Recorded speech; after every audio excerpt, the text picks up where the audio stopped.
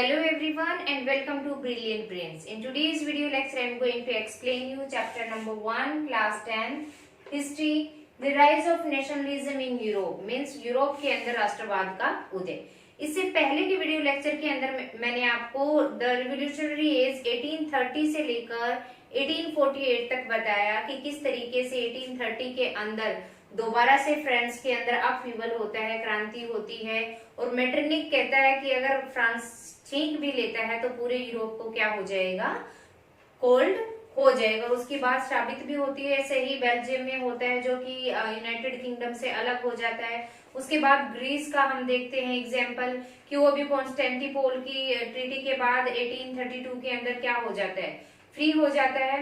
तो ये सब चीजें आगे फॉलो होती हैं। आज की वीडियो लेक्चर के अंदर हम क्या कवर करेंगे, the romantic imagination and national feeling की जो रेवोल्यूशन की भावना थी, जो थॉट था, विचार था, वो केवल क्रांतिकारी विचारों से ही नहीं फैल रहा था, क्रांतियां करने से, लड़ाइयां, युद्ध, झगड़े ऐसे नहीं फैल रहा था, अपोजिशन करने से भी नहीं फैल रहा था।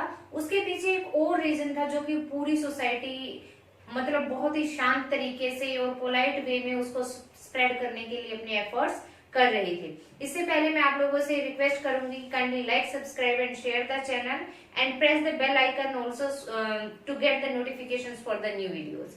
चलिए अब आगे बढ़ते हैं। अब वो क्या कह रहा है कि ठीक है, क्रांतिकारी विचारों के लोग थे, लीडर्स थे, इतनी उनके अंदर मतलब टैलेंट था कि वो लोगों को इंस्पायर कर पा रहे थे क्रांति में पार्टिसिपेट करने के लिए। लेकिन और भी एक चीज थी जो लोगों को लोकल लेवल पर, बेसिक रूट पर अगर हम बात करें, नीचे से लोगों को के अंदर एंथुजियाज्म फील कर रही थी, उत्साह भर रही थी क्रांति के लिए। वो क्या था, nationalism not only through wars के थ्रू नहीं फैला और किसके थ्रू फैला, कल्चरल रोल क्या था, सांस्कृतिक हिस्सेदारी क्या थी। अब देखिए हर संस्कृति की, हर जगह की, हर रीजन के अपने कुछ ट्रेडिशंस होते हैं, कुछ नॉर्म्स होती हैं, कंडीशंस होते हैं, कुछ गीत गाने के ढंग होते हैं।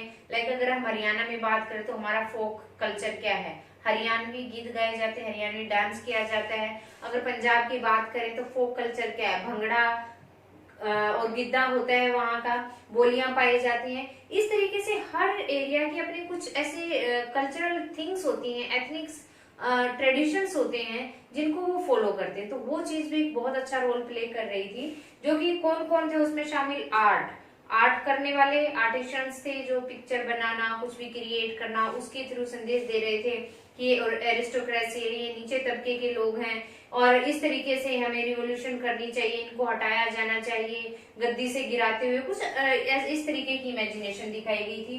पोएट्स जो होते थे उन्होंने पोएट्री लिखी, इंस्पिरेशनल पोएट्री लिखी, स्टोरी टेलिंग की गई, म्यूजिक के थ्रू ऐसे सॉन्ग बनाए गए जिससे कि लोगों को इंस्पिरेशन मिले। और ये सिर्फ उनके लिए नहीं था जो कि पढ़े लिखे लोग थे, ये मेनली सोसाइटी के उस सेक्शन के लिए भी था जो पढ़ना लिखना नहीं जानते थे, जो इलिटरेट थे। तो उनके लिए इन सब चीजों ने बहुत काम किया। अब वो पोएट्री कोई उनको सुनाए तो उससे इंस्पिरेशन मिलती, बेशक उनको खुद नहीं पढ़ना आता था। अगर पिक्चर वो देखते तो पिक्चर को देख के तो समझ सकते हैं कि इसके अंदर क्या दिखाया गया है। सॉन्ग सुनना तो उसके लिए उन्हें पढ़ने की जरूरत नहीं थी। इसलिए इन चीजों ने बहुत इंपॉर्टेंट रोल प्ले किया उस तबके के लिए सोसाइटी के जो कि इलिटरेट था। अब वो क्या कहता है, इन सब सारी चीजों को जिन आर्ट, पोएट्री, स्टोरी और म्यूजिक के थ्रू जब रिवोल्यूशनरी थॉट को स्प्रेड किया गया, क्रांतिकारी विचारों को फैलाया गया, तो इसे नाम दिया गया रोमांटिसिज्म का। क्या नाम दिया गया, रोमांटिसिज्म मीन्स रोमांचवाद। ठीक है, रोमांचवाद क्या कहता था, ये क्रिटिसाइज करता था glorification of reasons and science. अब देखिए साइंस किस पे बेस होती है, लॉजिक्स के ऊपर बेस होती है। हमेशा किसी भी चीज को ऐसे एज्यूम नहीं कर लेती, मान लेती, उसके पीछे के रीजंस को वो फाइंड आउट करती है कि ऐसा क्यों हो रहा है। लाइक न्यूटन लॉ की बात करें कि नीचे गिरता है, क्यों गिरता है, वो नीचे ही क्यों गिरता है, just because of the gravitational law, गुरुत्वाकर्षण शक्ति के कारण।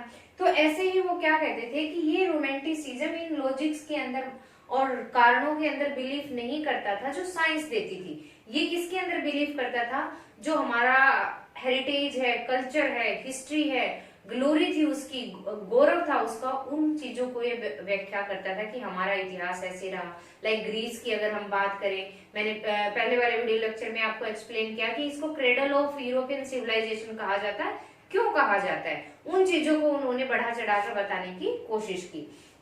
अब वो किस चीज पे फोकस करते थे, क्रिटिसाइज किसको करते थे, निंदा किसकी करते थे, और रीजन्स की करते थे, और साइंस की, तर्क विज्ञान इन सब चीजों में वो बिलीव नहीं करते थे। वो किस पे स्ट्रेस डालते थे, इमोशंस के ऊपर, इंट्यूशंस के अंदर, सिस्टमेटिकल फीलिंग्स के अंदर, कलेक्टिव हेरिटेज के अंदर की जो प्राचीन इतिहास है हमारा, जो पूर्वजों ने दिया हमें अच्छी बातें थी, उनको वो फॉलो करना क्या करते थे, पसंद करते थे। उनके ऊपर मनुष्य की फीलिंग क्या है, इमोशंस क्या है, क्या वो चाहता है, इंट्यूशंस क्या है, इन चीजों के ऊपर वो ज्यादा स्ट्रेस डालते थे, ना कि विज्ञान और तर्क के ऊपर। ठीक है, अब वो आगे, अब इसका एक एग्जाम्पल क्या है सबसे बड़ा, जर्मन फिलोसफर का एग्जाम्पल यहाँ आपको दिया जाएगा। फिलोसफर क्या होते हैं, दार्शनिक, जो कि रहस्यात्मक बातों को डिपिक्ट करते हैं, उनको उजागर करते हैं कि ऐसी चीजें क्यों हो रही हैं, कैसे होना चाहिए, उन सब चीजों को। इनमें थे जॉन गॉटफ्राइड हेर्डर। जॉन गॉटफ्राइड हेर्डर ये जर्मन के फिलोसफर थे। 1744 से में पैदा हुए और 1803 के अंदर इनकी डेथ हो जाती है। ठीक है, तो इनका टाइम पीरियड दिया हुआ है, लाइफ टाइम स्पेन दिया हुआ है इनका। अब वो क्या कहते हैं, उन्होंने किस चीज के ऊपर स्ट्रेस डाला, वो इतने फेमस क्यों रहे, उन्होंने क्या बोला जर्मनी के लोगों को इंस्पिरेशन देने के लिए कि German culture to be discovered among the common people. आम लोगों के बीच में हमें जर्मन के जो संस्कृति है उसको ढूंढना चाहिए, ना कि जो कैलेर्गी है, नोबेल्टी है, उनके बीच में ढूंढना चाहिए। क्यों, क्योंकि वो बेस रूट से जुड़े हुए लोग होते हैं, जिंदगी की हकीकत क्या होती है उनसे अच्छा कोई नहीं जानता। फोक डांस वगैरह, कल्चर, ड्रामा क्रिएट करना, ऑर्गेनाइजेशन बनाना, सेलिब्रेशंस करना, इस तबके के लोगों में सबसे ज्यादा किया जाता है। तो वो क्या कहता है कि ये हमें कहाँ ढूंढना चाहिए, ऑर्डिनरी लोगों के बीच में, कॉमन लोगों के बीच में हमें ढूंढना चाहिए। Collecting and recording of folk culture, और उन्होंने क्या बोला कि फोक कल्चर को सिर्फ सुनने सुनाने तक सीमित नहीं रखना चाहिए, इसकी रिकॉर्डिंग की जानी चाहिए या इसको लिखा जाना चाहिए, ताकि आगे की पीढ़ियों तक भी क्या हो सके, हम इसको हैंड ओवर कर सके। और क्या कहता है, प्रोजेक्ट ऑफ नेशन बिल्डिंग, इस चीज को कि फोक कल्चर को क्या करना चाहिए, रिकॉर्ड भी करना चाहिए और इसको लिखित रूप में भी हमें सहेज कर रखना चाहिए। इसको क्या नाम दिया उन्होंने, प्रोजेक्ट ऑफ नेशन बिल्डिंग। कि अगर मान लो ये पीढ़ी रेवोल्यूशन के थ्रू फ्रीडम गेट नहीं कर पाती है, नेशन स्टेट बनाने में सक्सेस नहीं होती है, तो आगे आने वाली पीढ़ी को वो चीजें हम हस्तांतरित कर सके, उन्हें इंस्पिरेशन मिल सके। अब वो क्या कहते हैं, और किस चीज के ऊपर इन जर्मन फिलोसफर ने स्ट्रेस डाला था, वो था emphasis on vernacular languages. Vernacular means जो डिफरेंट टाइप की लैंग्वेजेस अलग अलग रीजन में बोली जाती थी। लाइक अगर इंडिया की बात करें, हरियाणा में हरियाणवी, पंजाबी, उड़िया, तेलुगु, तमिल, तो वो उस एरिया में रहने वाले लोग उस लैंग्वेज के थ्रू ज्यादा अच्छे से समझ पाएंगे। तो इन चीजों को उन्होंने क्या किया, बढ़ावा दिया। उन्होंने क्या किया कि कहा कि वर्नाकुलर लैंग्वेजेस को सपोर्ट किया जाना चाहिए और वो फोक डांस उन्हीं लैंग्वेज के अंदर रिटन फॉर्म में होने चाहिए। एग्जाम्पल इसका क्या है, सबसे बढ़िया पोलैंड। पोलैंड के अंदर क्या होता है कि रशिया, प्रूसिया और ऑस्ट्रिया के बीच 18th सेंचुरी के लास्ट में, कब, 18th सेंचुरी के लास्ट के अंदर इसको डिवाइड कर दिया जाता है। ये तीनों शक्तियां इसको आपस में बांट लेती हैं और जो एरिया रशियन कंट्री के अंडर आता है वहां पे वो लैंग्वेजेस पॉलिसीज फॉलो करता है। क्या लैंग्वेजेस पॉलिसी फॉलो करता है वो मैं भी आपको बताती हूँ। लेकिन बेशक पोलैंड जो है फ्री कंट्री नहीं रहा था, लेकिन अपनी फ्रीडम को उन्होंने किस तरीके से सेलिब्रेट किया, ओपेरास के through, folk dances, music, turning folk dances, ये उनकी कल्चरल फॉर्म ऑफ डांस था। उसके थ्रू उन्होंने अपने गाना बजाना इन सब के थ्रू अपने हेरिटेज को फॉलो करने के किया जाना जारी रखा। अब वो क्या होता है कि रोल ऑफ लैंग्वेज, लैंग्वेज का क्या रोल रहा, मैंने बताया कि 18th सेंचुरी के लास्ट में पोलैंड को डिवाइड कर दिया जाता है। रशिया, प्रूसिया और ऑस्ट्रिया इसको अपने कब्जे में ले लेते हैं। जो एरिया रशिया के अंडर आता है वो क्या करता है कि रशियन एरिया के ऊपर, सॉरी पोलैंड के एरिया के ऊपर अपना रशियन इंप्रेशन डालता है। मेस्टू से उस एरिया में जो पोलैंड का जो एरिया रशिया के अंडर आता है, रशियन अथॉरिटी क्या कहती है कि सिर्फ रशियन लैंग्वेज ही यहाँ पर बोली जाएगी। इवन स्कूल्स में भी वहाँ की पोलिश लैंग्वेज को हटा दिया जाता है। पोलिश लैंग्वेज कौन सी?